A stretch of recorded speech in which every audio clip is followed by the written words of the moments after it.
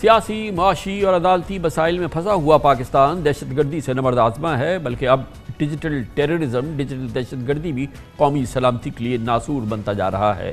نامعلوم مقامات سے پوشیدہ دشمن حملہ آور ہیں اور سوشل میڈیا کے ذریعے جھوٹی خبریں، منفی پروپیگنڈا، مایوسی اور نا امیدی پھیلانے والے من گھڑت تجزیوں اور تبصروں کا نہ رکنے والا سلسلہ ہے۔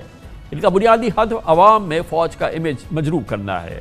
وفاقی حکومت نے سوشل میڈیا پر منفی پروپیگنڈے کے خلاف کریک ڈاؤن کا اعلان کیا ہے اور پی ٹی اے نے موبائل نیٹ ورک اور انٹرنیٹ فائر والز کی لیبولیاں بھی طلب کی ہیں۔ ان فائر والز کے ذریعے انٹرنیٹ پر سیکیورٹی خطرات پر مشتمل ڈیٹا اور سوشل میڈیا یا اکاؤنٹس کی مانیٹرنگ کی جا سکے گی۔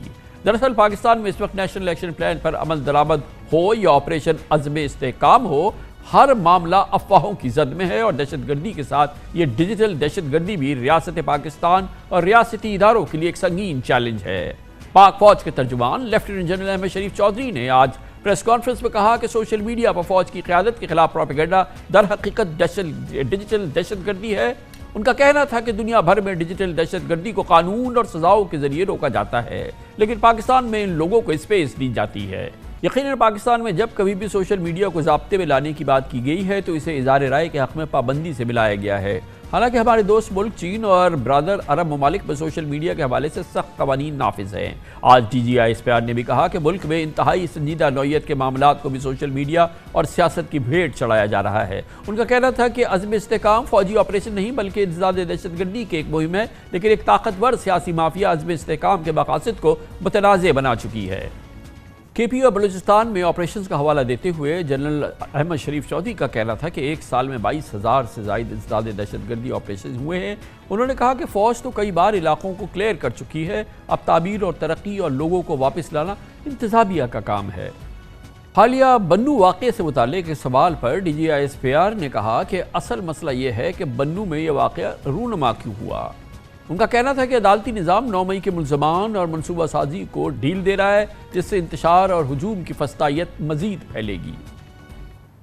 ڈیجیٹل دہشت گردی اور اس سے لاحق خطرات، قومی سلامتی کو خطرات، اس موضوع پہ بات کرتے ہیں دفاعی امور کے ممتاز تجزیہ کار air vice marshal retired Shahzad Chaudhry ہمارے ساتھ موجود ہیں۔ بہت بہت شکریہ ایئر وائس مارشل صاحب، آپ نے ہمیں جوائن کیا ہے۔ ظاہر ہے کہ ایک بہت سیریس معاملہ ہے۔ اگر ہم دیکھیں سوشل میڈیا پلیٹ فارمز پہ جو صورتحال نظر آ رہی ہے، ایک عام ذہن سے سوچتے ہیں تو ہمیں لگتا ہے کہ اس کا حل یہی ہے کہ لا انفورسمنٹ ہو، سختی سے قانون بنائے جائیں اور اس پہ ایکشن کیا جائے، اور یہ بھی سامنے آیا ہے کہ شاید فائر وال لگا دیا جائے، بند کر دیا جائے سوشل میڈیا۔ آپ کے خیال میں از اٹ ڈویبل اور یہ مسئلے کا حل ہو سکتا ہے؟ دیکھیے، جو سیکیورٹی کا کانسیپٹ ہے اس کا تعلق جسے کہتے ہیں ماحول، انوائرمنٹ سے ہے۔ یعنی جب یوں دنیا بدلے گی، جو دنیا کا نظام بدلے گا، جس کے اندر ٹیکنالوجی جس نے ذکر کیا ایک بہت بڑا فیکٹر بن کے سامنے آیا، تو اس سے جو سیکیورٹی کی جو تھریٹس ہیں، جو تھریٹ پرسیپشن ہے، وہ بھی بدلتی ہے۔ یعنی ہمیں اب جنگیں اس طرح کی نہیں لڑنی، یا اس طرح کی جنگیں نہیں ہوں گی جس طریقے سے آج تک، جسے کنونشنل وار کہا جاتا ہے۔ اب سائبر اسپیس کا ایک لفظ بہت واضح طور پر سامنے ابھرا ہے، سائبر سیکیورٹی کا لفظ بہت سامنے ابھرا ہے۔ تو یعنی جس قسم کی تھریٹ ہوتی ہے اس کو اسی قسم کے ٹول کے ساتھ ہی اس کا مقابلہ کرنا پڑتا ہے۔ اب اس کا مطلب کیا ہے؟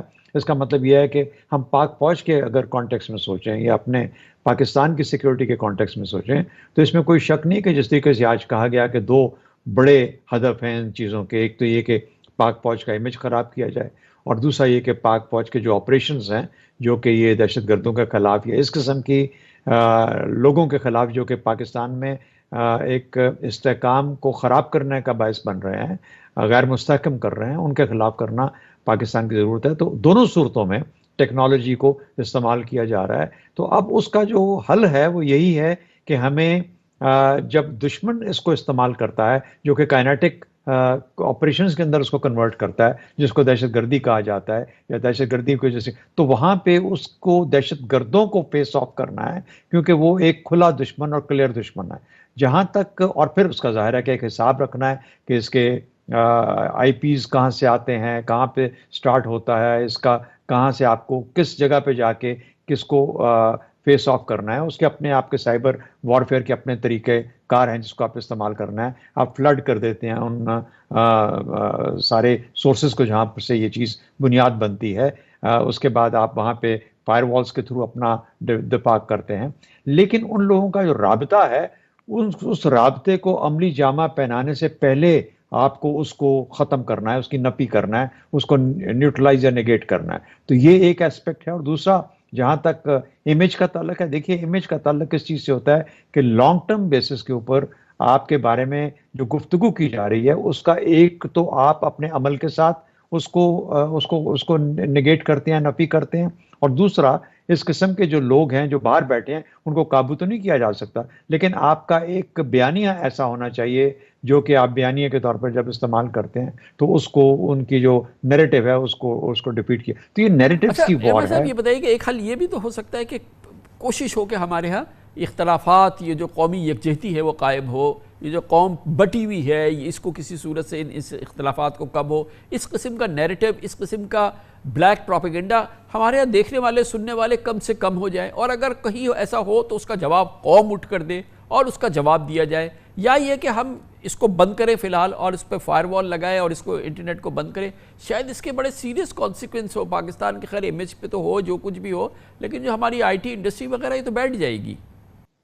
آپ نے اپنے سوال میں ہی دونوں سوال، آپ کے سوال میں ہی جواب ہے اس چیز کا، اس میں کوئی شک نہیں. دیکھیے ایک تو یہ ہے کہ دشمن کے ہاتھ میں ہتھیار اگر کوئی آ گیا ہے تو دشمن کے ہاتھ میں ہتھیار آیا ہے، آپ اس ہتھیار کو دشمن کے ہاتھ میں جانے سے روک نہیں سکتے.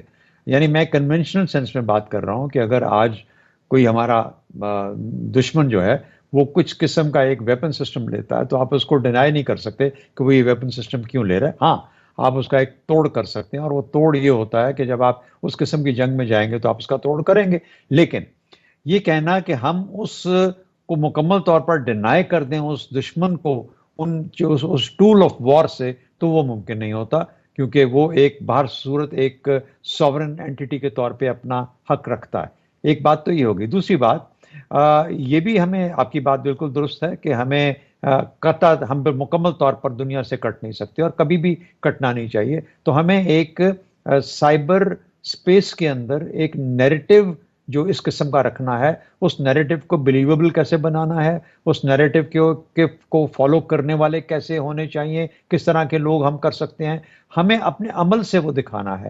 تیسری بات یہ کہ آپ ایسا کوئی عمل ہی نہ کریں جس میں کسی کو کوئی ایسی کلیویج ملے کہ وہ اس کے اندر آپ کے بارے میں کوئی سوالات اور خدشات کا اظہار کر سکے. تو یہ 3 ایلیمنٹس ہیں جس کے اوپر ہمیں بات کرنی چاہیے. چوتھی بات آپ کی بالکل مکمل طور پہ ایگری کرتا ہوں کہ اگر ملک ایک نارمل ملک کے طور پہ اب اس کا پولیٹیکل سسٹم، اس کا لا انفورسمنٹ، اس کا ایک اکانومی، ہر چیز اپنے طور پہ صحیح چل رہی ہو اور وہ اپنی پٹری سے نہ اتر چکا ہو نظام، تو پھر اس میں کوئی موقع نہیں ہوتا کسی کے پاس کسی چیز کو موضوع بنانے کا اور موضوع بنا کے کسی کو ہدف بنانے کا. تو میرا خیال ہے اگر ہم ان چیزوں پہ جو بنیادی چیزیں ہیں ان کی طرف جائیں تو شاید ہم اس کا ایک مکمل حل دے سکتے ہیں اس طریقے سے اوور ٹائم، جس میں کہ آٹومیٹیکلی قدرتی طور پر یہ جو جتنا بھی پروپیگنڈا کیا جاتا ہے وہ خود بخود زائل ہو پھر جائے کیا گا. یہ کر سکتے ہیں کہ سٹاپ گیپ ارینجمنٹ کرے کہ جب تک کہ ہمارا قومی استحکام ہو، حالات میں بہتری ہو، ہم ایک قوم کی حیثیت سے جڑیں، اس بلیک پروپیگنڈا کے یہاں پہ بائرز نہ ہوں، اس کی کوئی ڈیمانڈ یا اس کی کوئی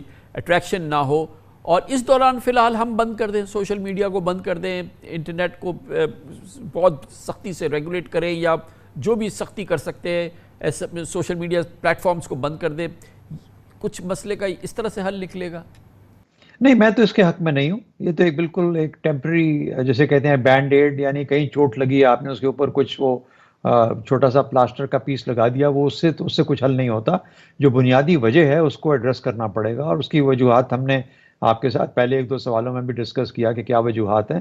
میرا خیال ہے کہ یہ ہرگز اس کا حل نہیں ہے. ہم دنیا سے کٹ نہیں سکتے. دیکھیے انوائرمنٹ بدل گیا نا، دنیا کا جو ماحول ہے بدل گیا ہے. جب انوائرمنٹ اور ماحول بدل جائے تو اپنے آپ کو بھی ڈھالنا پڑتا ہے اس کے ساتھ. سیاست بدلتی ہے، معیشت بدلتی ہے، سیکیورٹی کا پس منظر بدلتا ہے، منظر نامہ سیکیورٹی کا بدل جاتا ہے. ہمارے بھی ٹولز آف رسپانس بدلنے چاہیے تاکہ ہم جو نئی جوہتے ہیں ان کو لے کے ان چیزوں کا ایک مکمل احاطہ کر سکیں. یہ نہیں ہوتا کہ ہمیں ٹیکنالوجی کو بین کر دیا جائے.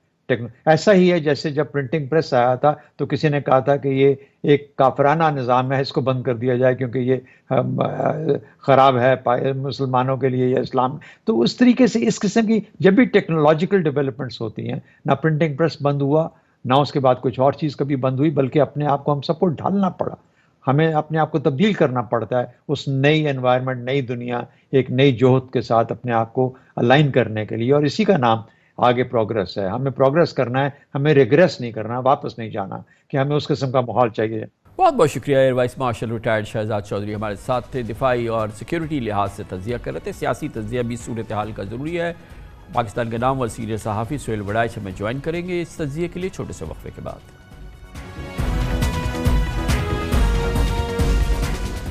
Welcome back. वक्फे से कबल हम मुल्क को दरपेश डिजिटल टेररिज्म के हवाले से सूरत हाल का जायज़ा ले रहे थे, और जहाँ मुल्क को एक जानिब डिजिटल दहशत गर्दी के ख़तरात का सामना है, मगर दूसरी जानिब सियासी अदम इस्तेकाम से निकलने के रास्ते बंद हो रहे हैं. मखसूस नशिस्तों से मुताल्लिक़ सुप्रीम कोर्ट के फुल कोर्ट बेंच के फैसले को शहबाज हुकूमत ने मुस्तरद कर दिया है, और फैसले पर अमल दरामद के लिए 15 दिन की डेडलाइन यानी 27 जुलाई 5 दिन में ख़त्म हो जाएगी. लेकिन हुकूमत और इलेक्शन कमीशन अदालती हुक्मनामे पर अमल दरामद से बज़ाहिर इनकारी नजर आते हैं. हैरानकुन बात यह है कि वज़ीर आला पंजाब मरियम नवाज शरीफ ने सुप्रीम कोर्ट के फैसले को सियासी अदम इस्तेकाम की कोशिश करार दी है, और उनका कहना है कि हुकूमत करने में किसी ने रख न डालने की कोशिश की तो आईनी हाथों से निपटेंगे. आपने अंदाज़ा लगा लिया होगा कि मुल्क में सियासी तकसीम की और इस वक्त जो एक टेंशन की सूरत हाल है उसकी क्या लेवल है, वो टेम्परेचर किस हद तक पहुँच चुका है. इस सियासी कशीदगी के पस मंज़र में आज PTI के बानी चेयरमैन इमरान खान ने GHQ के सामने एहतजाज की कॉल देने का एतराफ़ किया है. अडियाला जेल में सहाफ़ियों से गुफ्तगू करते हुए इमरान खान का कहना था कि उन्हें गिरफ्तार होने का अंदाज़ा हो गया था, इसलिए अपनी गिरफ्तारी से काबिल GHQ के सामने पुरअमन एहतजाज की कॉल दी थी. इमरान खान की इस गुफ्तगू से कुछ देर पहले आज इस्लामाबाद में PTI के मरकज़ी दफ्तर में उसके कायम हुए डिजिटल मीडिया सेल पर वफाकी इदारों ने छापा मारा, और इल्ज़ाम लगाया गया है कि पूरी दुनिया में पाकिस्तान मुखालिफ प्रोपेगेंडा मुल्क दुश्मन एजेंसीज़ के साथ मिलकर यहीं से कराया जाता था. PTI के सेक्रेटरी तात रऊफ हसन को उनकी निगरानी में इस डिजिटल मीडिया सेल को चलाया जाता था. अब उनको गिरफ्तार कर लिया गया है.